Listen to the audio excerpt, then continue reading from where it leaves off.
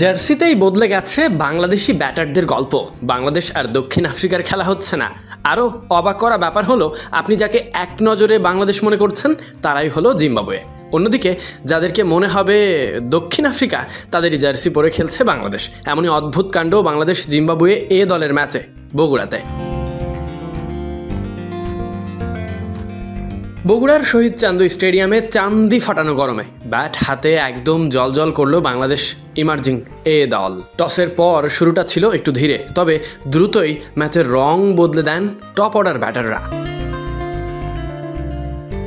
সূর্য তখন মাথার উপরে। বাংলাদেশ ব্যাটিং ইনিংস শেষ লগ্নে তার আগের দৃশ্যে বাংলাদেশ 300 পেরিয়ে গেছে। আরও বড় তথ্যও আছে। শাহাদাত হোসেন ফিরে গেলেন। ইনিংসের ভিত গড়তে জাকির হাসান, ইফতেখার হোসেন দুজনের ব্যাটে শুরু হলো রানের ঝড়। জাকির হাসান খেললেন ক্যাপ্টেন্সি নক। 97 বলে 119 রানের ঝকঝকে এক ইনিংস। 9টি চার, 5টি ছক্কায় সাজানো এই ইনিংসে সেঞ্চুরি হাঁকিয়ে তবেই ফেরেন। অন্য প্রান্তে ইফতেখার হোসেন কম যাবেন না। 58 বলে 70 রানের ইনিংস খেলেন। দুজনের জুটি ভেঙে গেলেও রান থামেনি। মিডল অর্ডারে অমিত হাসান, ইয়াসির আলী চৌধুরী ইনিংসটাকে টেনে নিয়ে যান আরও বড় স্কোরের দিকে।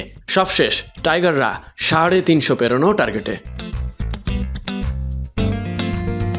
Sadiq Ahmed Sunny, BD Cric time.